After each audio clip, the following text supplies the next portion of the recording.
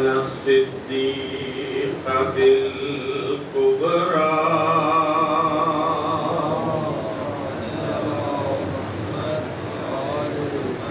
وعلى الحسن المجتبى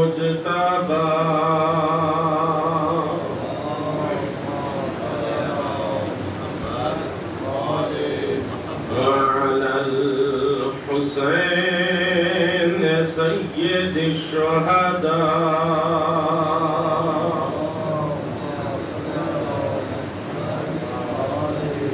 وعلى آله الطيبين الطاهرين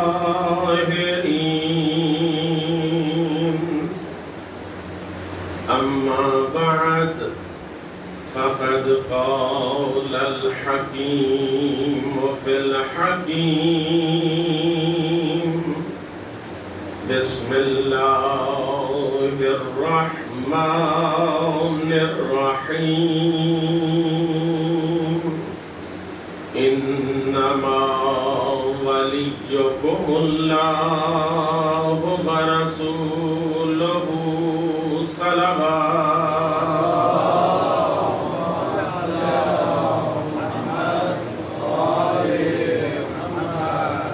تکبیر نعرہ تکبیر نعرہ رسالت نعرہ رسالت نعرہ حیدری نعرہ حیدری درود پڑھ لیجیے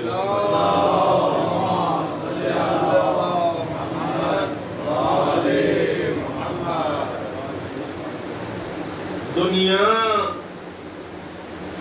میرے اشکوں سے پریشان بہت ہے دنیا میرے اشکوں سے پریشان بہت ہے پانی کا یہ قطرہ ہے مگر جان بہت ہے دنیا میرے اشکوں سے پریشان بہت ہے پانی کا یہ قطرہ ہے مگر جان بہت ہے کب رونا ہے کب ہنسنا ہے بے شیر سے پوچھو کب رونا ہے کب ہنسنا ہے بے شیر سے پوچھو کم سن ہے مگر وقت کی پہچان بہت ہے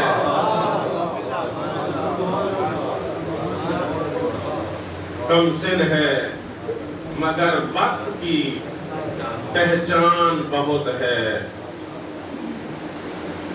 میرا جی چاہتا ہے نماز کے حوالے سے مسدس کا ایک بند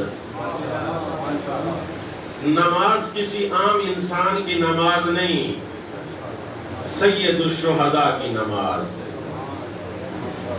نماز کیا ہے بتائیں گے کربلا والے تھوڑا تھوڑا بولیں گے آپ نماز کیا ہے بتائیں گے کربلا والے پڑے ہوئے تھے جہاں لا الہ کو لالے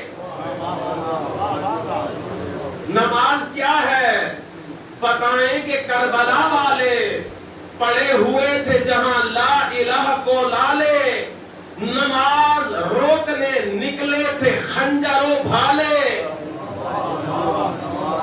نماز روکنے نکلے تھے خنجر و بھالے بچایا سجدے کو اپنا گلا کٹا ڈالے گلوئے شاہ پہ جو بیتنی تھی بیت گئی گلوئے شاہ پہ جو بیتنی تھی بیت گئی چھری کی ہار ہوئی اور نماز جیت گئی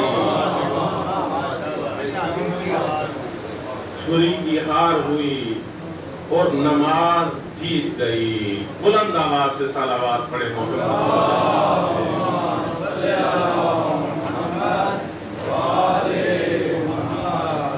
عزیزان محترم صاحبان علم و تقوی ارشاد رب العزت ہو رہا ہے سورہ مبارکہ مائدہ جس کی آیت نمبر 55 تلاوت کی ہے، ارشاد ہو رہا ہے انما ولیکم اللہ ورسولہ والذین آمنوا الذین یقیمون الصلاۃ ویؤتون الزکاۃ وہم راکعون۔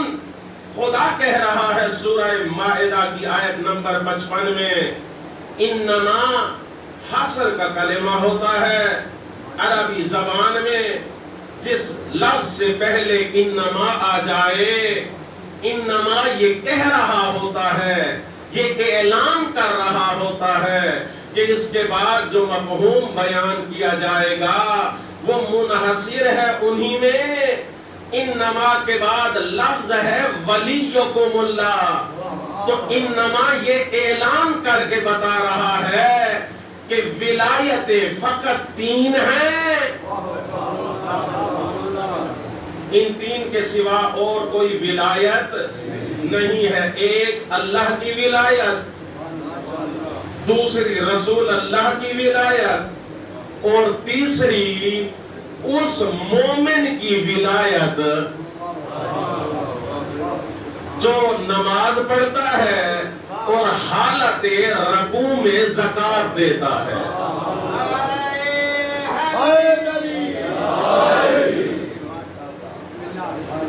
عزیزان محترم،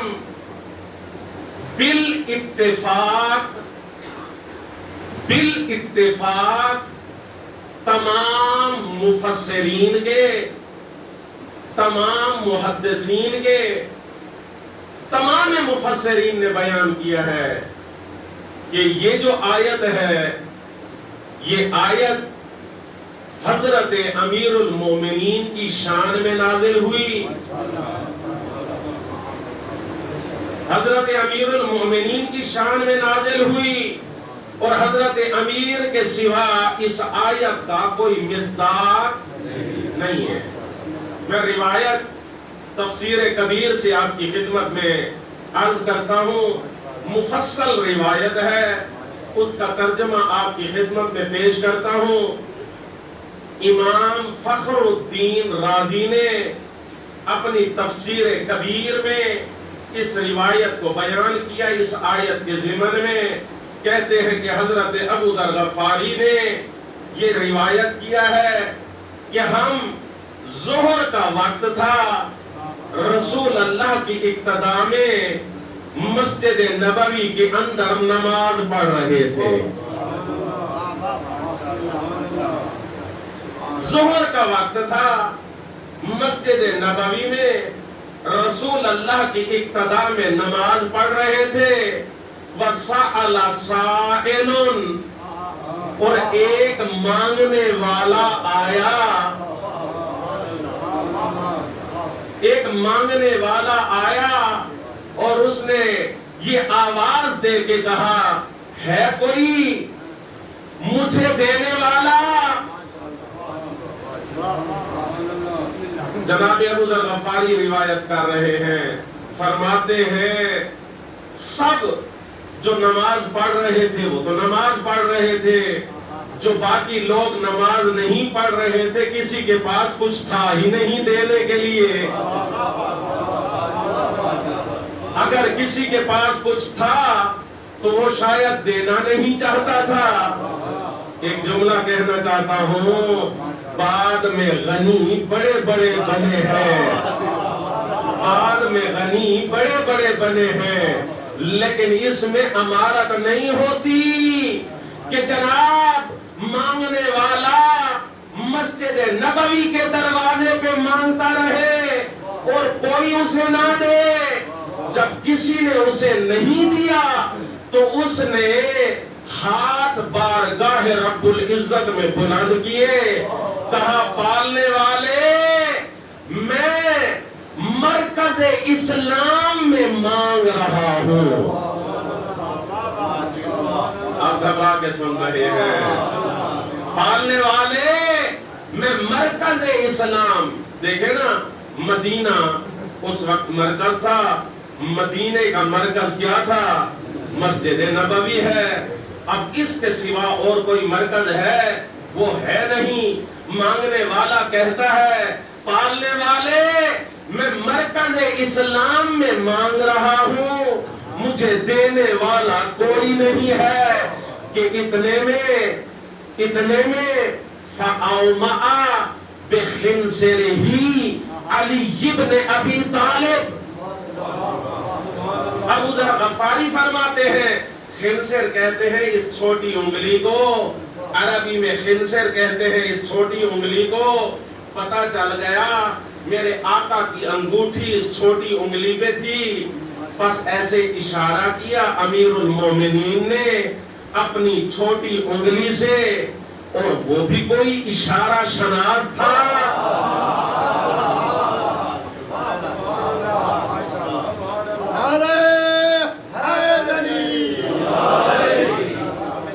وہ بھی کوئی تھا اشارہ شناس. بس سیدھا آیا اور اسی انگوٹھی کو اس نے وہاں سے نکالا انگلی سے, جبکہ حضرت امیر حالت رکوع میں تھے. لینے والا انگوٹھی لے کے چلا گیا. نماز اختتام پذیر ہوئی. دعا تو رسول اللہ نے بھی فقیر کی سنی تھی, لیکن دی کس نے؟ امیر المومنین نے.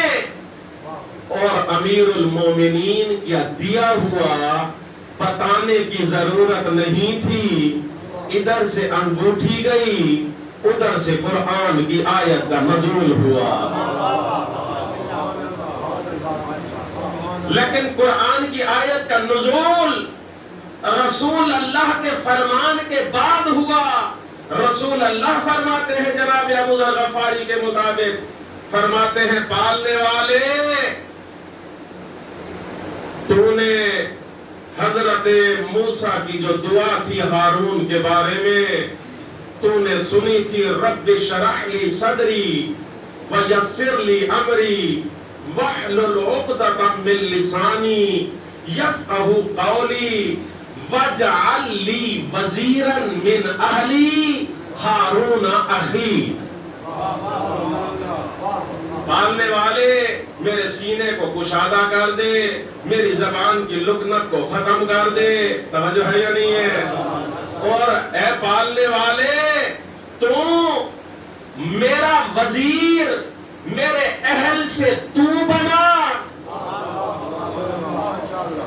وجعل تو بنا وزیرن وزیر لی میرے لیے من اہلی میرے خاندان میں سے.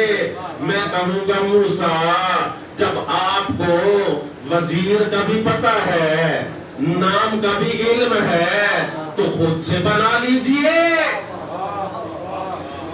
جواب آئے گا وزیر ہے نبی کا, جس نے نبی بنایا ہے وزیر بھی وہی بنائے گا. یہ دعا حضرت موسیٰ کے بعد رسول اللہ نے, اسی روایت میں ہے رسول اللہ نے فرمایا رب اشرح لی صدری ویسر لی امری واحلل عقدۃ من لسانی. یہ کہنے کے بعد فرماتے ہیں واجعل لی وزیرا علی ابن ابی طالب. رسول اللہ نے جب یہ دعا مانگی تو اتنے میں دعا ختم ہوئی. ادھر سے حضرت جبرائیل امین نازل ہو گئے. حضرت جبرائیل امین نازل ہو گئے اور نازل ہو کر اس آیت کو آپ پہ وحی کیا, انما ولیکم اللہ ورسولہ والذین آمنوا الذین یقیمون الصلاة ویؤتون الزکاة وہم راکعون. ولایت کی نشانی اسی انگوٹھی کو قرار دے دی.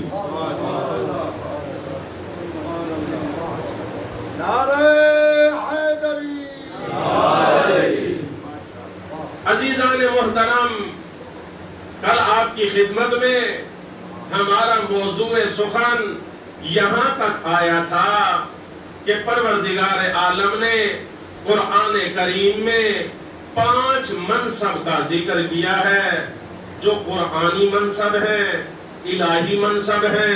پہلا منصب خلافت ہے، انی جاعل فی الارض خلیفہ، منصب خلافت ہے، جو اس منصب پہ فائز ہوتا ہے اسے خلیفہ کہتے ہیں۔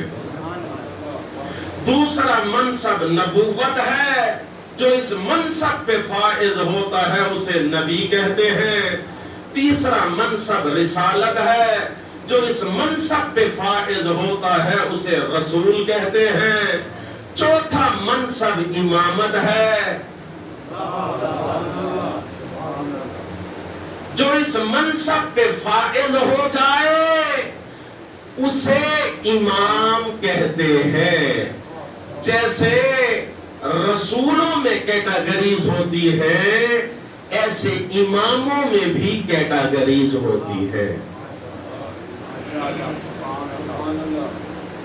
جیسے بعض رسولوں کو لقد فضلنا بعضهم علی بعض، جیسے ہم نے بعض رسولوں کو بعض پہ فضیلت دی، اسی طریقے سے بعض اماموں کو بھی دوسرے اماموں پہ فضیلت ہے۔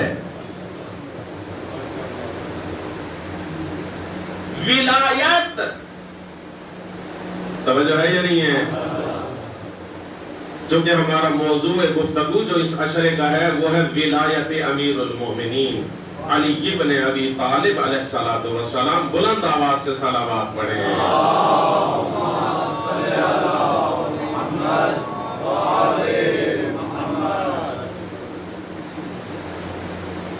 روایت میں ہے، علامہ مجلسی نے نقل کیا ہے بہار الانوار میں، فرماتے ہیں ویسے تو تمام امام جو ہے یہ جو 14 معصومین ہیں، 14 سب کے پاس ولایت موجود ہے۔ بیسک جو امامت کی کوالیفیکیشن ہے نا، بیسک وہ ولایت ہے۔ جیسے میں مثال دے دوں، جیسے کہا جاتا ہے جناب پروفیسر کون یونیورسٹی میں بن سکتا ہے؟ پروفیسر جواب آئے گا اس کی بیسک جو ہے تعلیم پی ایچ ڈی ڈاکٹر ہونا چاہیے تاکہ وہ ایسوسیٹ پروفیسر بن سکے۔ پروفیسر ہونا جاب ہے، لیکن بیسک اس کی جو تعلیم ہے وہ پی ایچ ڈی ڈاکٹر ہونا ہے۔ بالکل ایسے ہی امامت منصب ہے، لیکن منصب امامت کے لیے جو بیسک چیز ہے اسے ولایت کہتے ہیں۔ لہذا یہی وجہ ہے کہ جناب زہرا سلام اللہ علیہا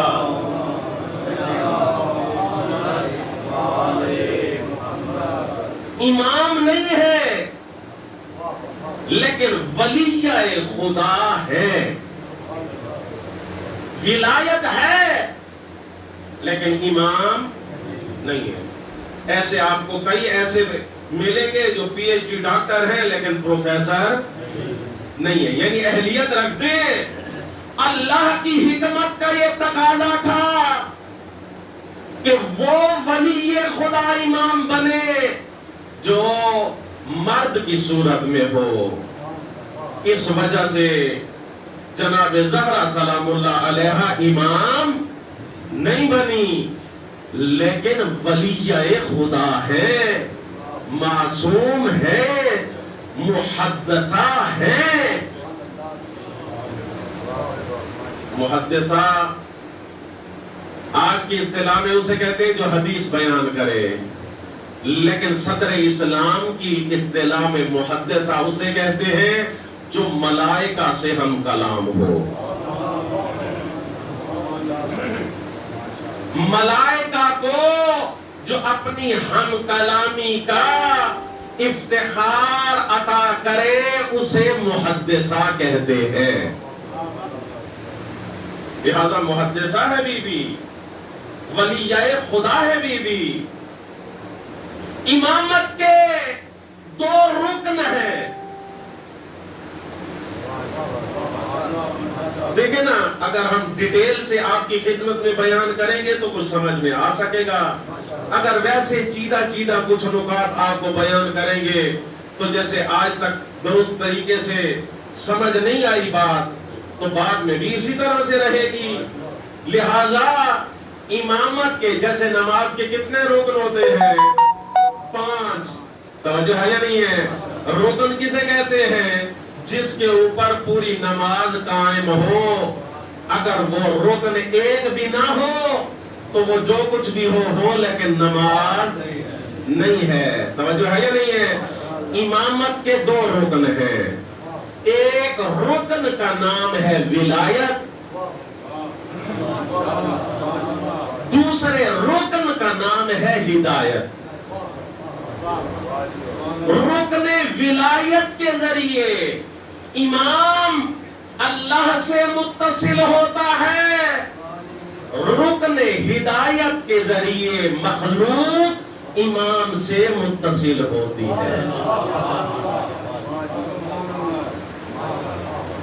اسے کہتے ہیں جو امام ہوتا ہے وہ حبل اللہ ہوتا ہے، اللہ کی رسی ہے، جس کو جو تھامے گا، جس کا ایک سرا اللہ کے ہاتھ میں ہے، دوسرا مخلوق کے ہاتھ میں ہے۔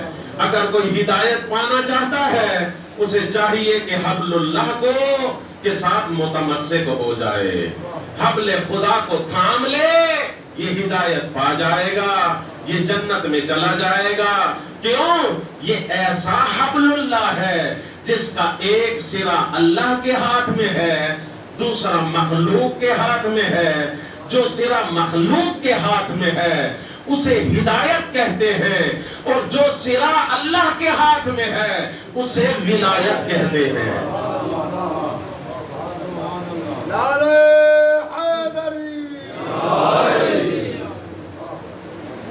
عزیزان محترم، کیا کوئی آج کے دور میں ولی ہو سکتا ہے؟ سوال ہے۔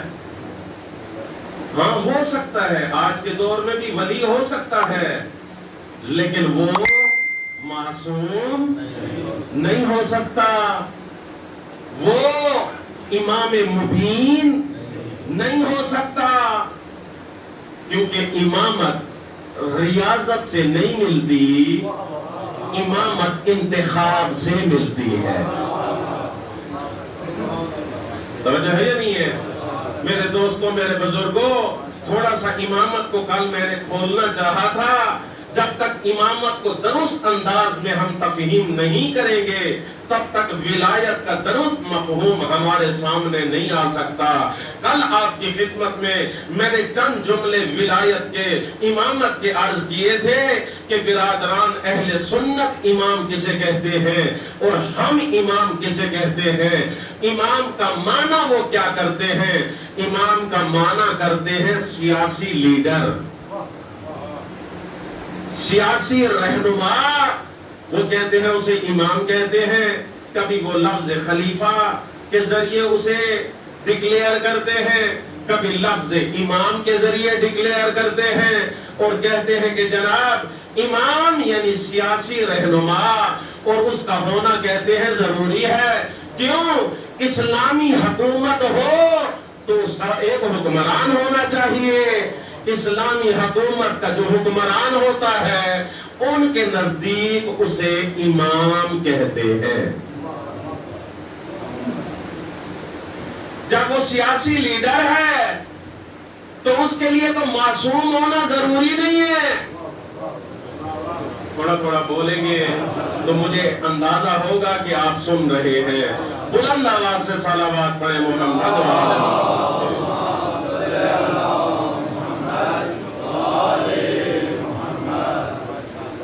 جب ہے ہی سیاسی لیڈر تو اس کے لیے تو معصوم ہونا ضروری نہیں ہے۔ اور کیسے کیسے سیاسی لیڈر، اگر تاریخ میں جائیں گے نا، خدا کی قسم انہیں لیڈر کہتے ہوئے انسان شرما جاتا ہے۔ آج بھی اس کیٹیگری کے لوگ ہیں، بعض ایسے جن کی بوتلوں کے اندر ہوتا کچھ اور ہے، اوپر جو ان کے لیبل ہوتے ہیں وہ شہد کے ہوتے ہیں، لیکن تاریخ میں ہمیں ایسے بھی جان باز سیاسی لیڈر ملتے ہیں جو پیتے اتنے تھے کہ کہتے تھے اب جام کی ضرورت نہیں ہے۔ ایک ایسا بھی بنی امیہ کا حکمران مرا ہے، وہ تالاب شراب کا بھروا کے اس میں نہاتا بھی تھا پیتا بھی تھا اور اسی میں مر گیا۔ تو سیاسی جو لیڈر ہوتا ہے اس کے لیے معصوم ہونا ضروری نہیں۔ کتنا علم ہو، کہتے ہیں بس اپنا کام کاج کر لے، اتنا علم ہو کافی ہے، لیکن ہمارے پاس علم لدنی کا ہونا امام کے لیے ضروری ہے۔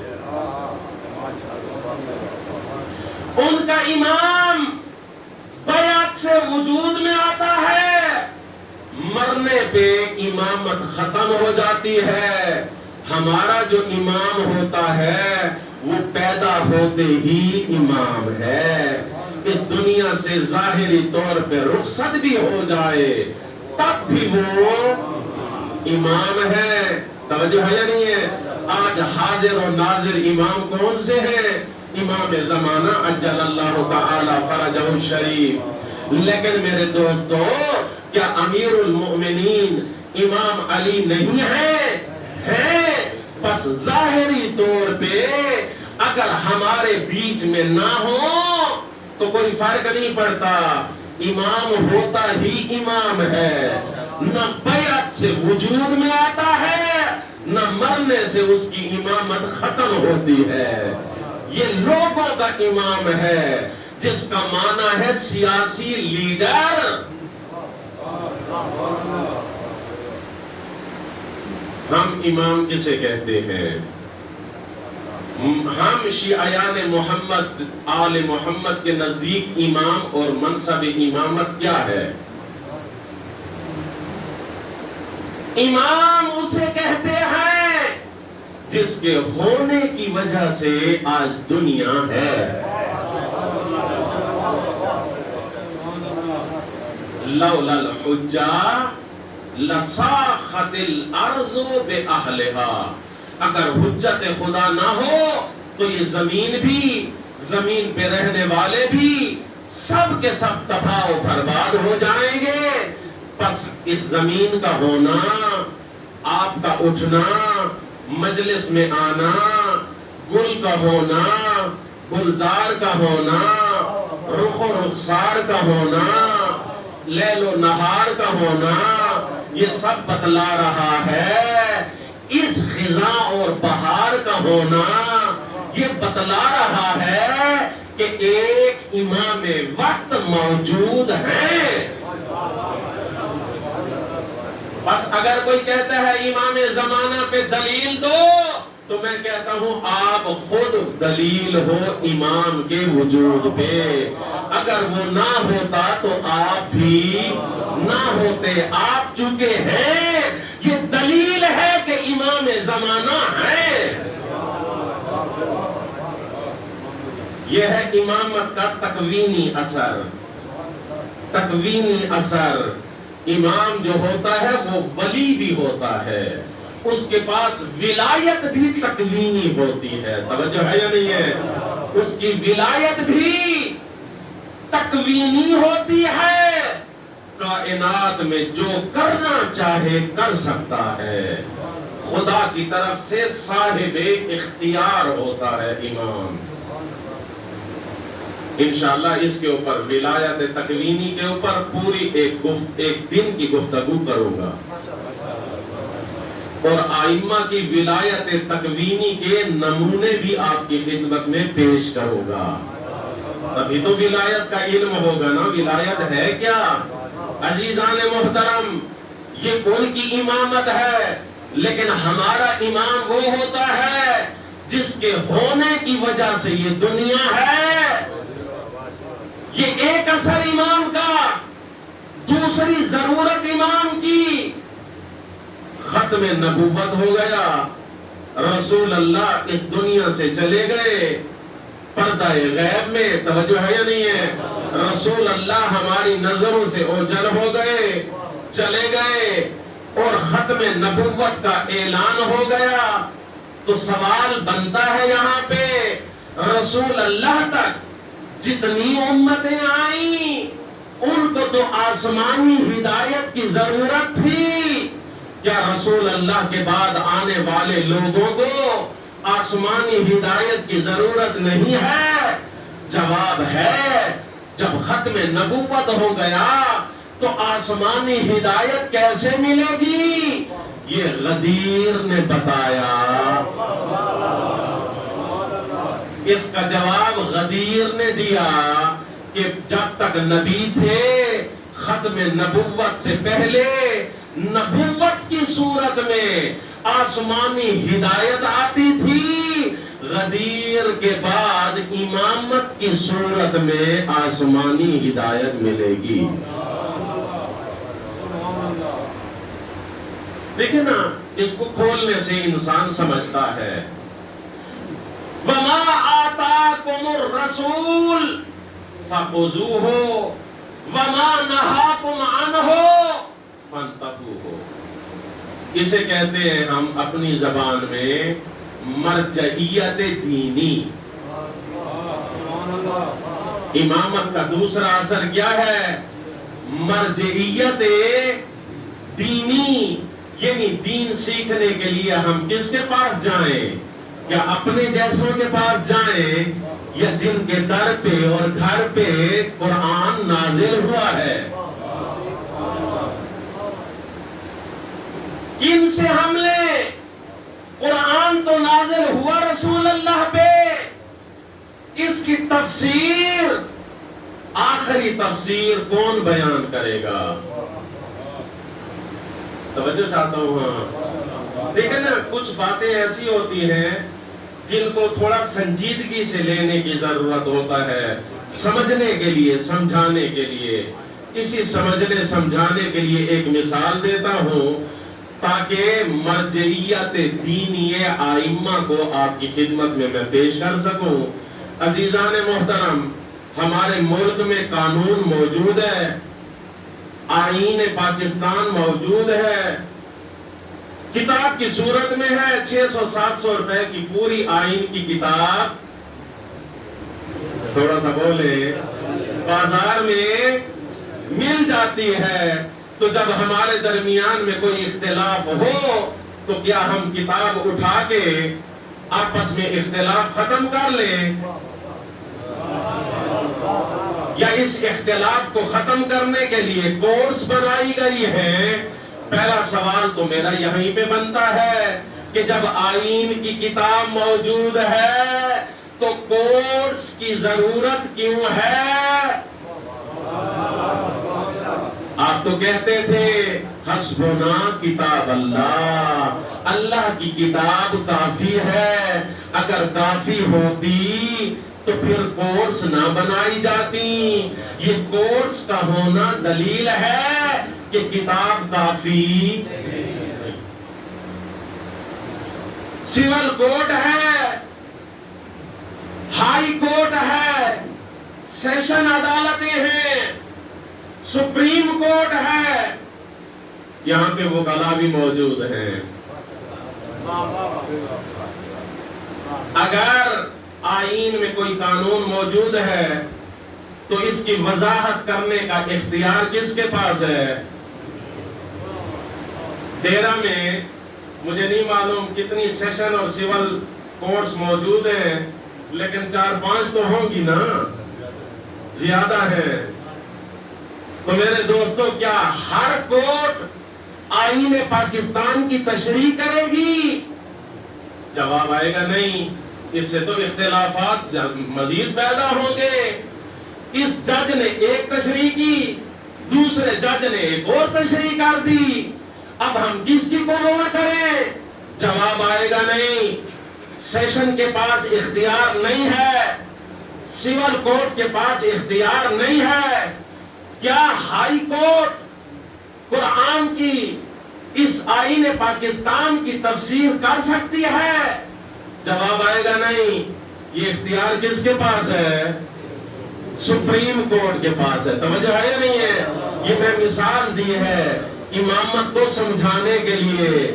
تو میرے دوستوں، میرے بزرگوں، قرآن میں وضو کی خالی ایک آیت ہے. قرآن کریم میں وضو کے بارے میں فقط ایک آیت ہے. اسی ایک آیت سے کچھ لوگ یوں وضو کرتے ہیں، کچھ لوگ یوں وضو کرتے ہیں. اب کس کی مانی جائے گی؟ کیا ہر محراب میں کھڑا ہوا شخص اس کی تفسیر کو مانا جائے گا؟ مولانا کو چھوڑے، اصحاب نبی بہت ہیں. قال المجاہد، ابن عباس کی یہ روایت ہے، ابی درداء کی یہ روایت ہے، ابو ذر غفاری کی یہ روایت ہے. گھبرا تو نہیں گئے آپ؟ اصحاب کئی ہیں. ایک ایک آیت کے ضمن میں بعض اوقات 15 اقوال ہوتے ہیں. اب کس کو یہ اختیار دیا؟ اگر آئین ہے نا، چونکہ ہمارا بنایا ہوا، تو اختیار بھی ہمارا ہے اس میں ترمیم کرنے کا. قرآن نازل کیا ہے اللہ نے، اس میں ترمیم کا حق بھی اللہ کے پاس ہے. بس جو صحیفہ میں بنائے گئے ان کے پاس نہیں ہے، غدیر میں جسے اللہ نے بنایا ہے اس کے پاس اختیار ہے.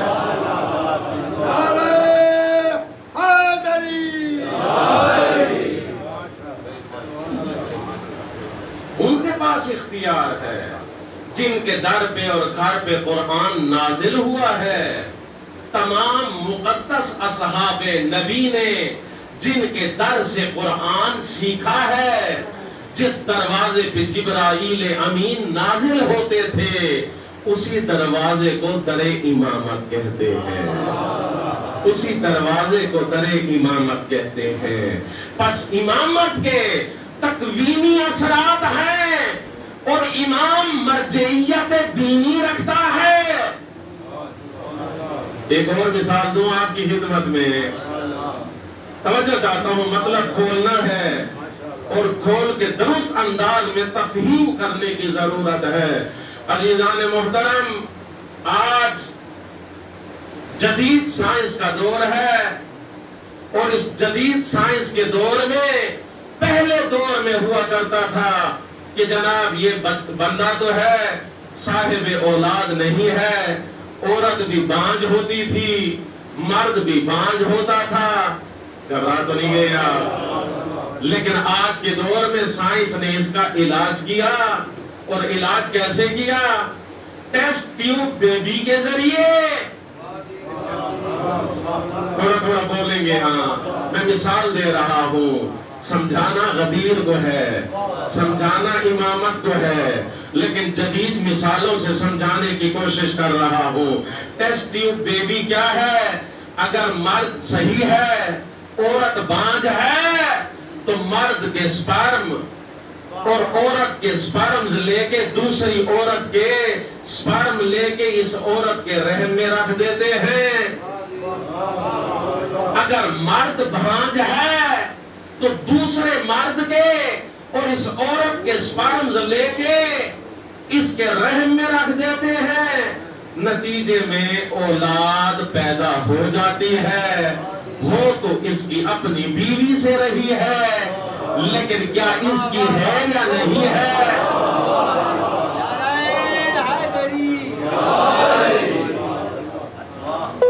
اب سوال پیدا ہوتا ہے کہ کیا یہ حلالی ہے یا نہیں ہے؟ اگر حلالی ہے، کیا اپنے باپ سے ارث لے سکتا ہے یا نہیں لے سکتا؟ کیا یہ جس عورت کا ہے، سپرم ہے، کیا اس کے لیے یہ محرم ہے یا محرم نہیں ہے؟ رسول اللہ کے دور میں تو ٹیسٹ ٹیوب بیبی تھا ہی نہیں. ما آتاکم الرسول فخذوہ وما نہاکم عنہ فانتہوا۔ اب کون بتائے گا ٹیسٹ ٹیوب بیبی کی پیداوار بچہ حلالی ہے یا نہیں ہے، ارث لے سکتا ہے یا نہیں لے سکتا، محرم ہے یا نامحرم ہے، اب وہ بتائے گا جس در پہ قرآن نازل ہوا ہے۔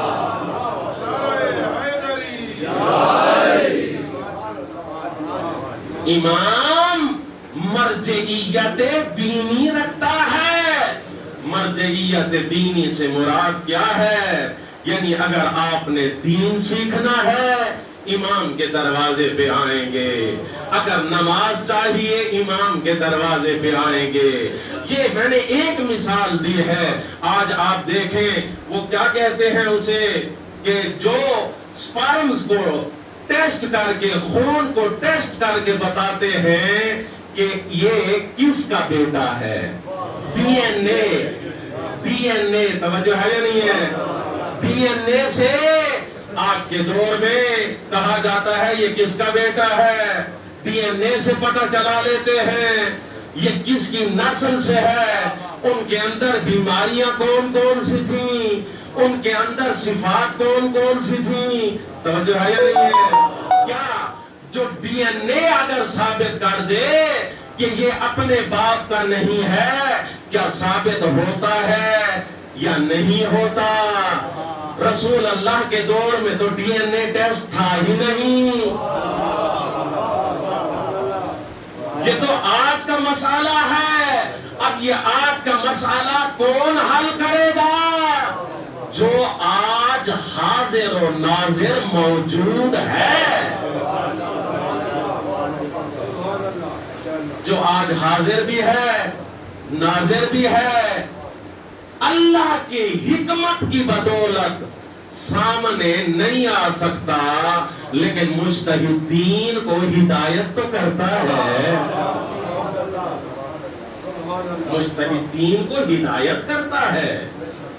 اور اس ہدایت کا طریقہ کیا ہے؟ شیخ مفید ہے، شیخ مقدس اردبیلی، توجہ ہے یا نہیں ہے؟ شیخ مقدس اردبیلی بہت بڑا فقیہ شخص آئے، کہا کہ ایک شرعی مسئلہ ہے، عورت کا انتقال ہو گیا، اس کے پیٹ میں بچہ بھی موجود ہے، ہم کیا اسے نکال سکتے ہیں یا نہیں نکال سکتے؟ اس نے جواب دیا چونکہ ابھی تک وہ باہر نہیں آیا پیٹ سے، تو اس مردہ جسم کا حصہ ہے، مردہ جسم کا حصہ اس کے جسم سے جدا کرنا جائز نہیں ہے، لہذا اسے اسی طرح سے دفنا دیا جائے۔ وہ جنازہ لے کے جا رہے تھے، دفنانے سے پہلے امام زمانہ تشریف لائے۔ دیکھیں مجتہدین کی ہدایت کیسے کرتے ہیں۔ امام زمانہ تشریف لائے اور تشریف لا کے فرماتے ہیں مجھے مقدس اردبیلی نے بھیجا ہے۔ اللہ اکبر، اللہ اکبر، مجھے مقدس اردبیلی نے بھیجا ہے۔ اور وہ کہہ رہے تھے اس عورت کا پیٹ چاک کر کے بچہ نکال لینا، چونکہ مری عورت ہے، بچہ نہیں مرا۔ انہوں نے بچہ زندہ اور سلامت باہر نکالا، عورت کو دفن کیا۔ شکریہ ادا کرنے کے لیے مقدس اردبیلی کے پاس آئے کہ آپ نے جو فرد بھیجا تھا اس نے ہماری نسل کو بچا لیا۔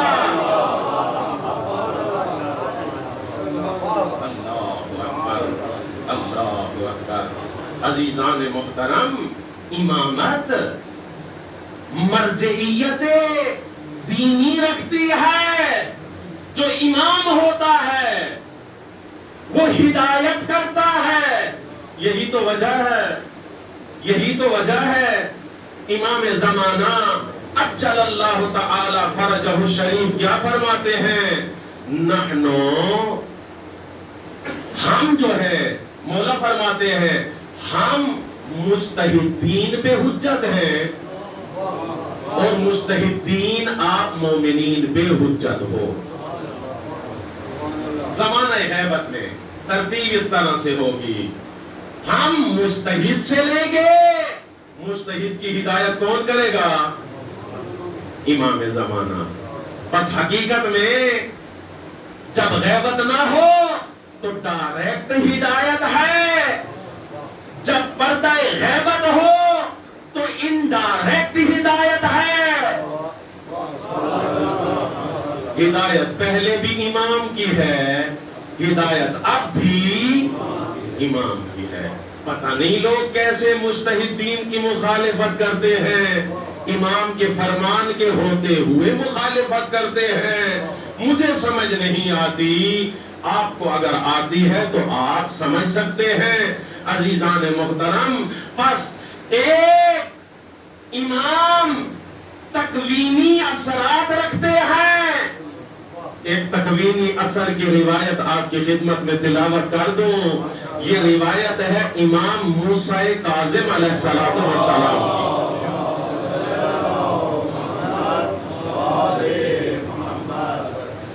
میرے آقا فرماتے ہیں جب بھی کوئی بارش کا قطرہ آسمان سے زمین پہ نازل ہوتا ہے, ہر قطرے کے ساتھ خدا ایک ملک کو, ایک فرشتے کو ہر قطرے کے ساتھ زمین پہ نازل کرتا ہے. توجہ سے سنیے گا. ہر قطرے کے ساتھ ایک فرشتہ زمین پہ آتا ہے. معصوم فرماتے ہیں یہ آتا کیوں ہے؟ فرماتے ہیں جو اللہ کا حکم ہے نا, جس قطرے نے جس جگہ گرنا ہے یہ فرشتہ انشور کرتا ہے کہ یہ قطرہ اسی جگہ گرے. اللہ اکبر, اللہ اکبر. یہ فرشتہ انشور کرتا ہے کہ یہ قطرہ اسی جگہ گرے جہاں گرنے کا حکم ہے. اور مولا کاظم فرماتے ہیں یہ جتنے ملائکہ ہیں, جتنے ملائکہ ہیں, یہ سب سے پہلے ہم آل محمد پہ نازل ہوتے ہیں.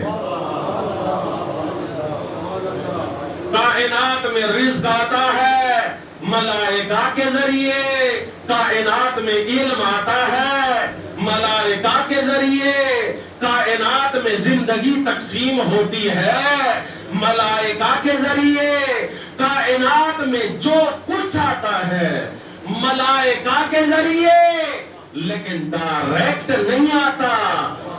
اگر آ جائے تو پھر ایمان کیسا؟ ڈائریکٹ نہیں آتا, آتا ہے سب سے پہلے. اگر کسی کو مارنے کے لیے کوئی آتا ہے نا تو سب سے پہلے امام پہ نازل ہوتا ہے. مولا اجازت ہے, ادھر سے اجازت ملتی ہے تو روح قبض ہوتی ہے. اگر اجازت ملتی ہے تو رزق عطا ہوتا ہے. امامت کو جانتے جو نہیں تھے کوفہ میں رہنے والے صبح و شام علی کی زیارت بھی کیا کرتے تھے, لیکن سمجھتے میرے آقا اور مولا کو اپنے جیسا تھے. اپنے جیسا تابوت میں بند کر کے زندہ لائے,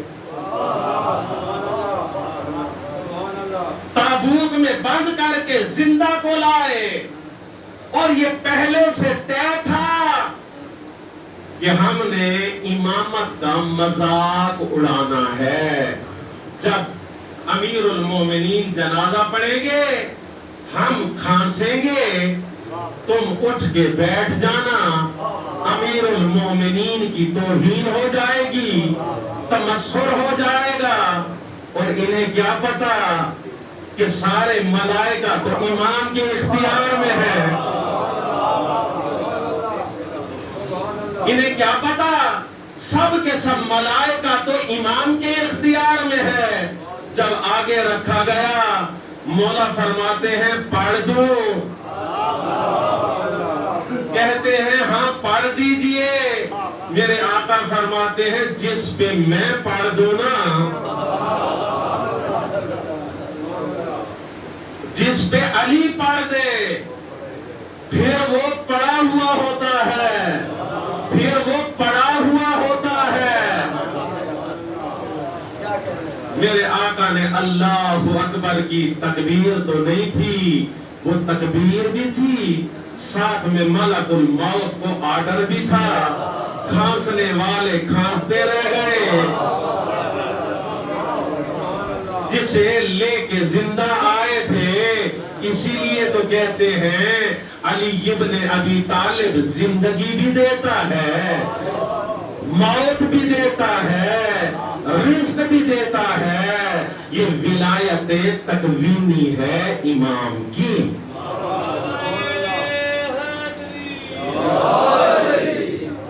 ایک پھر بلند آواز سے میرے آقا کا نام سنائیں۔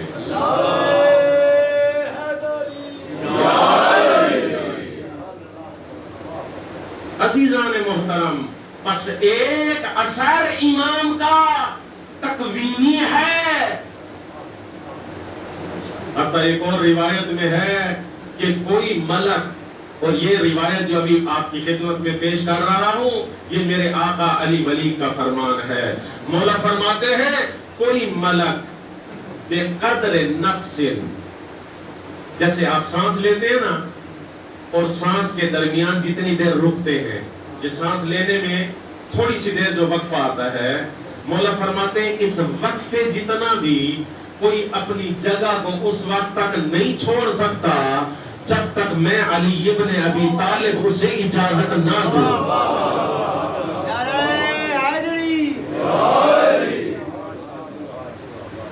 ولایت ہے، یہ کوئی سیاسی شعار نہیں ہے، یہ کوئی سیاسی نعرہ نہیں ہے، یہ ہمارا ایمان ہے۔ علی ولی اللہ، ہمارا ایمان ہے علی ولی اللہ، یہ سیاسی نعرہ نہیں ہے۔ لہذا تکوینی اثرات امام کے ہوتے ہیں۔ دوسرا مرجعیت دینی امام رکھتے ہیں۔ تیسرا توجہ چاہتا ہوں، تیسرا اثر امام کا کیا ہے؟ اخلاق حسنہ اگر کائنات میں کسی نے پیش کرنے ہیں تو اسے امام کہتے ہیں۔ خلق عظیم دنیا کے سامنے پیش کرنا ہے تو وہ امام ہے۔ آپ دیکھیں مغربی اسکالرز ہیں، جیسے جارج جورداک ایک مصری رائٹر ہے، کرسچین ہے، اس نے ایک کتاب لکھی امام علی صوت العدالت الانسانیہ۔ رائٹر ہے، کرسچین ہے، عیسائی ہے، وہ کہتے ہیں امام علی کون ہے؟ جو انسانیت کی عدالت اور جسٹس کی آواز ہے اسے امام علی کہتے ہیں۔ انصاف کی آواز امام علی، صوت العدالت الانسانیہ، انسانیت کی، انصاف کی جو آواز ہے واحد وہ امام علی علیہ السلام۔ بھئی یہ تو کوئی کسی فرقے سے اس کا تعلق نہیں ہے، یہ تو سرے سے مسلمان نہیں ہے، یہ تو ہے ہی عیسائی، یہ کیوں میرے آقا اور مولا علی ولی کی تعریف کر رہا ہے؟ جواب آئے گا، علی خالی مسلمانوں کے قائد نہیں ہے، امام نہیں ہے۔ پروردگار عالم نے جب امام بنا کے انہیں بھیجا نا، یہ پوری بشریت کے لیے امام ہے، تو پوری بشریت کے لیے اسوہ ہے۔ اسوہ حسنہ امام مبین ہوتے ہیں۔ یہ کتنے اثر ہو گئے؟ 3۔ چوتھا اور آخری اثر یہ ہے جس پہ آج کی گفتگو کو اختتام پہ پذیر کریں گے، اور کل پھر ہم اسی نقطے سے آگے اپنی گفتگو کو آغاز کریں گے کہ اگر حکومت اسلامی ہو، توجہ سے یہ جملہ سنیے گا، ہم آل محمد کے ماننے والوں کا عقیدہ کیا ہے؟ معصوم کے ہوتے ہوئے غیر معصوم کو سرے سے حق کی نہیں ہے. امام معصوم کے ہوتے ہوئے غیر معصوم کو سرے سے حکومت کرنے کا حق ہی نہیں ہے. بس حکومت اسلامی کس کے پاس ہونی چاہیے؟ امام مبین کے پاس ہونی چاہیے. عزیزان محترم، اگر پردہ غیب میں ہو امام تو پھر ایک اور طریقہ ہوگا، لیکن جب تک امام مبین موجود ہیں، حاضر و ناظر زندہ و موجود ہیں، تو غیر معصوم کو حق کی حکومت نہیں ہے. بس عزیز و عزادارو، یہی تو رونا ہے، یہی تو گریہ ہے. جناب زہرا خطبہ دینے کے لیے کیوں گئی؟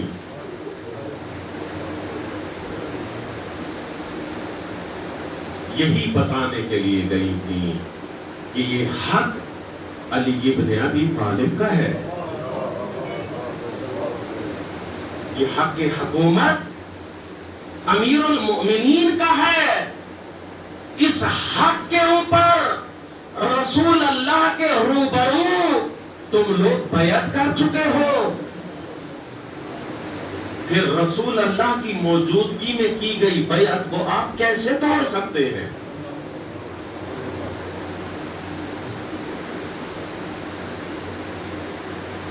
عزاداران امام مظلوم،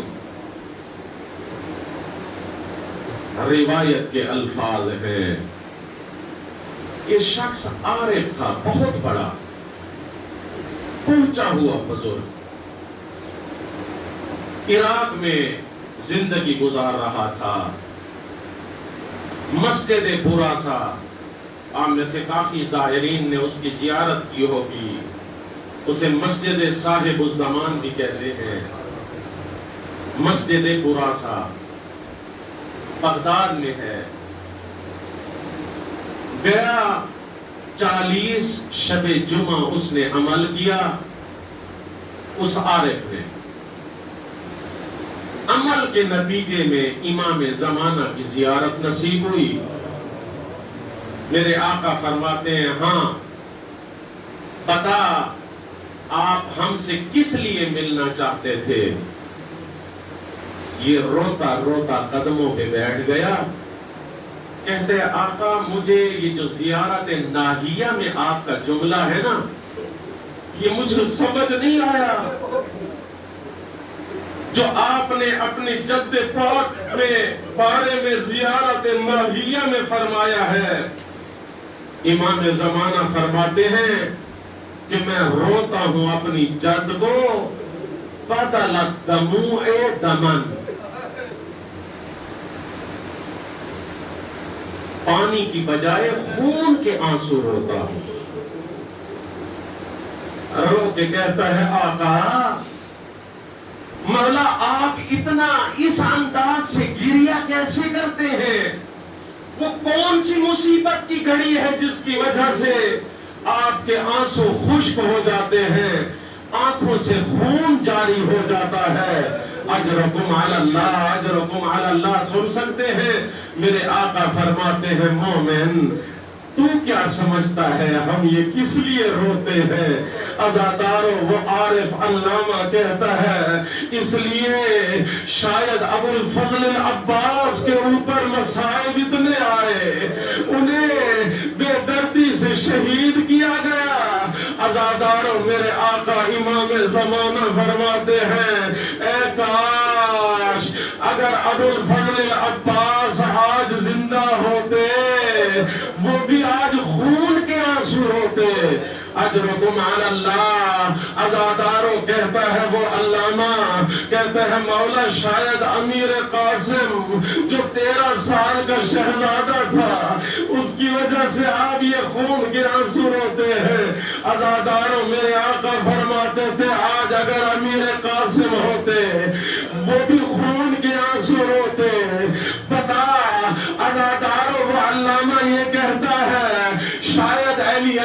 کی وجہ سے عزاداروں میرے آقا کے آنسو بڑھ گئے. فرماتے ہیں نہیں مومن نہیں, آج اگر علی اکبر زندہ ہوتے وہ بھی خون کے آنسو روتے. قدموں سے لپٹ کے رونے لگ گیا.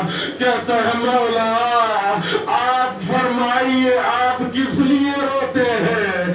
عزاداروں سادات سے معافی مانگتے ہوئے کہہ رہا ہوں میرے آقا کے آنکھوں سے خون جاری ہوا اور جاری شدہ خون سے یہ جملہ کہا لِأَمَّتِي زینب اجرکم علی اللہ اجرکم علی اللہ.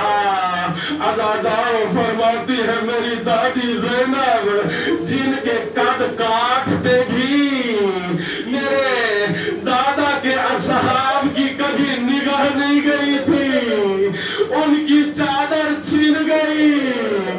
میری پھپھی اماں بازار میں کہہ رہی تھی واہ حجابا, ہائے او میرا پردہ. اجرکم علی اللہ اجرکم علی اللہ. خدا آپ کی اس گریے کو اپنی بارگاہ میں قبول و منظور فرمائے. عزاداروں آج 2 محرم کا دن طلوع ہو گیا. آج کے دن کاروان حسین چل رہا ہے.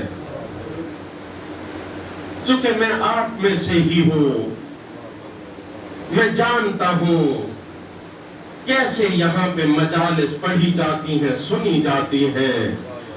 2 محرم کو کاروان حسینی چلتے چلتے چلتے ایک ایسی زمین میں آیا.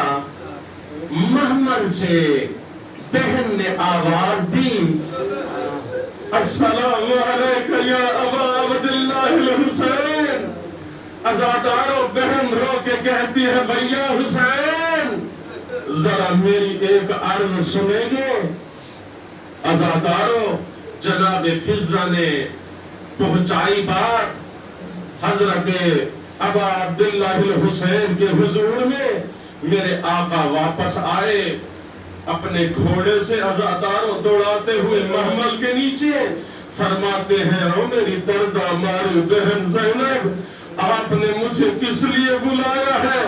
سن سکتے ہیں عزاداروں میری آقا زادی مانگ رہی ہے حسین سے. فرماتی ہیں بھیا حسین میں کچھ تقاضا کر سکتی ہوں؟ عزاداروں میرے آقا فرماتے ہیں ہاں بہن زینب مانگیے کیا مانگنا ہے؟ بہن کہتی ہے بھیا کیا ایسا ہو سکتا ہے اس زمین سے ہم جلدی جلدی نکل جائیں؟ اجرکم علی اللہ. خدا آپ کی ہائے کو قبول کرے. عزاداروں آج کے دن لشکر حسین کاروان حسین کربلا میں داخل ہوا. میری آقا زادی روتے ہوئے فرماتی ہے بھیا کیا ایسا ہو سکتا ہے اس زمین سے ہم جلدی جلدی نکل جائیں؟ میرے آقا فرماتے ہیں بہن زینب وجہ کیا ہے آپ کیوں کہہ رہی ہیں؟ سن سکتے ہیں جملہ.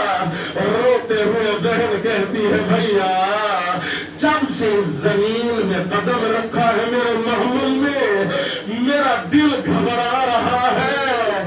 اس خاک سرخ ہے اس زمین کی, ہم اسے نکلنا چاہیے.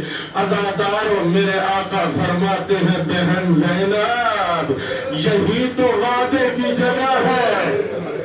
اجرکم علی اللہ اجرکم علی اللہ. عزاداروں گھوڑا دوڑاتے ہوئے جیسے آگے آئے نا ذوالجنان نے چلنے سے انکار کر دیا. اجرکم علی اللہ اجرکم علی اللہ. ذوالجنان نے چلنے سے انکار کر دیا. میرے آقا فرماتے ہیں ذوالجنان کیا تجھے میری ماں بطول کے چنے بھول گئے ہیں؟ کیسے میری ماں بطول اپنے دامن میں تجھے کھلایا کرتی تھی؟ کیا اسی وقت کے لیے کھلایا کرتی تھی کہ تو مجھے یہاں پہ چھوڑ دے۔ عزاداروں ارباب مقاتل نے یوں لکھا ہے کہ ایک گھوڑے سے اترے دوسرا گھوڑا، دوسرے سے اترے تیسرا گھوڑا، 7 گھوڑے میرے مولا حسین نے تبدیل کیے، کوئی گھوڑا نہیں چلا، عزاداروں کوئی گھوڑا نہیں چلا۔ تب میرے آقا فرماتے ہیں او میرے اصحاب بتاؤ یہ کون سی سرزمین ہے؟ اجرکم علی اللہ، اجرکم علی اللہ۔ بچپن سے آپ یہ مصائب سن رہے ہیں، ذاکر کہتے اسے ہیں جو یاد دہانی کراتا ہے۔ عزاداروں مصائب آپ کے اندر پہلے سے ہوتے ہیں۔ ایک صحابی اٹھا کہتا ہے آقا حسین اسے شط الفرات کہتے ہیں۔ اجرکم علی اللہ، اجرکم علی اللہ۔ میرے مولا حسین فرماتے ہیں کیا اس کا کوئی اور نام بھی ہے؟ ایک اور صحابی اٹھا کہتا ہے مولا اسے نئے نلا کہتے ہیں۔ میرے آقا فرماتے ہیں اس کا کوئی اور نام بھی ہے۔ عزاداروں میرے مولا حسین کا ایک بوڑھا صحابی اٹھا کہتا ہے آقا اسے کربلا کہتے ہیں۔ اجرکم علی اللہ، اجرکم علی اللہ۔ بس عزاداروں کربلا کا نام سننا تھا، میرے مولا حسین نے زین سے زمین پہ قدم رکھا، فرمایا یہی وعدے کی جگہ ہے اے ابو الفضل العباس، یہ جگہ ہے جہاں پہ آپ نے ہمارے خیمے نصب کرنے ہیں۔ اجرکم علی اللہ، اجرکم علی اللہ۔ آپ نے گریہ کر لیا، مجلس تمام ہو گئی۔ عزاداروں فقط ایک روایت تلاوت کروں گا آپ کی خدمت میں۔ کربلا میں ذریعے بننے سے پہلے جس نے زیارت کرائی اسے حسین کہتے ہیں۔ زائرین کون تھے زوار کربلا کے؟ کربلا بننے سے پہلے شہداء کربلا۔ میرے آقا نے تمام اصحاب کو بھی لیا، تمام اہل کو بھی لیا، فرماتے ہیں آؤ تمہیں کربلا کی زیارتیں کرا دوں۔ اجرکم علی اللہ۔ خدا کی قسم بڑے مصائب ہیں جو میرے مولا حسین نے پڑھ کے بتائے ہیں۔ فرماتے ہیں اے مسلم ابن اوسجا یہ وہ جگہ ہے جہاں آپ گرو گے، اے حبیب یہاں آپ گرو گے، اے زہیر یہاں آپ گرو گے۔ اجرکم علی اللہ، اجرکم علی اللہ۔ سن سکتے ہیں عزاداروں خدا کی قسم جب یہ جملہ کہا نا میرے مولا حسین نے سب رونے لگ گئے۔ بتاؤں کون سی جگہ؟ فرماتے ہیں ہا ہونا ذبح اطفالنا، یہ وہ جگہ ہے جہاں میں اپنے 6 ماہ کے بچے کے لیے پانی مانگوں گا، پانی کے بدلے میرے لال کو تیر مارا جائے گا۔ اجرکم علی اللہ، اجرکم علی اللہ۔ عزاداروں یہاں سے آگے آئے، تاریخ یہ کہتی ہے، مقاتل نے یہ لکھا ہے، ایک ایسی جگہ پہ پہنچے حسین نے اپنے اصحاب کو ایسی جگہ کا تعارف کرایا، خدا کی قسم سب نے بین کرنا شروع کیے۔ مرد تھے ہاں لیکن بین کرنے لگ گئے۔ سن سکتے ہیں عزاداروں میرے مولا حسین فرماتے ہیں او میرے اصحاب ہا ہونا ہوئے کا خیامنا وصبیا نساءنا، یہ وہ جگہ ہے جہاں ہمارے خیموں کو آگ لگائی جائے گی، یہاں میری بہنوں کو پسے پشت باندھا جائے گا۔ وما علینا الا البلاغ المبین وسیعلم الذین ظلموا ای منقلب ینقلبون۔ اے میرے پالنے والے، اے میرے مالک، اے میرے خالق، ہماری اس قلیل سی عبادت کو قبول و منظور فرما۔ اے میرے پالنے والے، اے میرے مالک، اے میرے خالق، ہم سب گناہگار ہیں، ہم تمام کے تمام گناہوں کو بخش دے۔ اے میرے پالنے والے، ہمارے جتنے عزیزان بزرگان اس دنیا فانی سے رحلت کر چکے ہیں، سب کو جنت الفردوس میں جگہ نصیب فرما۔ اے میرے پالنے والے، ان مجالس عزا کے بانی، یہ تمام مومنین و مومنات ہیں جو ان مجالس میں شرکت کرتے ہیں۔ اے میرے پالنے والے، ان تمام مومنین و مومنات کی تمام حوائج شرعیہ کو قبول و منظور فرما۔ ان آنسوؤں کے نذرانے کو اپنی بارگاہ میں شرف قبولیت عطا فرما۔ اے میرے پالنے والے، برادر عباس بند علی، برادر عباس رضا زیدی، ذکی برادران، اے میرے پالنے والے برادر فرحت عباس اور دیگر جتنے برادران ہیں، اے میرے پالنے والے، ان کی مسائی جمیلہ کو اپنی بارگاہ میں شرف قبولیت عطا فرما۔ ان کے رزق، مال، اولاد میں برکت عطا فرما۔ اے میرے پالنے والے، اے میرے مالک، اے میرے خالق، ان کے جتنے عزیزان بزرگان اس دنیا فانی سے رحلت کر چکے ہیں، سب کو جنت الفردوس میں جگہ نصیب فرما۔ اے میرے پالنے والے، جتنے مؤمنین و مؤمنات ان مجالس میں نظر و نیاز میں حصہ ڈالتے ہیں یا ڈال چکے ہیں، اے میرے پالنے والے، ان کے رزق، انہیں رزق بے بہا عطا فرما۔ اے میرے پالنے والے، ان کے رزق میں برکت نازل فرما۔ اے میرے پالنے والے، ان کے رزق کو اپنی بارگاہ میں قبول و منظور فرما۔ ان کے جتنے عزیزان اس دنیا فانی سے رحلت کر چکے ہیں، سب کو جنت الفردوس میں جگہ نصیب فرما۔ اے میرے پالنے والے، برادر فرحت عباس کی زوجہ مریض ہے، برادر سید حسن شیرازی مریض ہے، اے میرے پالنے والے، انہیں صحت و سلامتی عطا فرما۔ یہاں جتنے مومنین کے گھروں میں کوئی مریض ہے، اے میرے پالنے والے، میں نہیں جانتا، تیری ذات جانتی ہے، تمام کو صحت و سلامتی عطا فرما۔ اے میرے پالنے والے، جس ماں کی گود آباد نہیں ہے اسے آباد کر دے، جو اولاد نرینہ کی تمنا رکھتے ہیں انہیں اولاد جیسی نعمت عطا فرما۔ اے میرے پالنے والے، جنہیں تو نے عطا کی ہے ان کی صحیح تربیت کرنے کی توفیق عطا فرما۔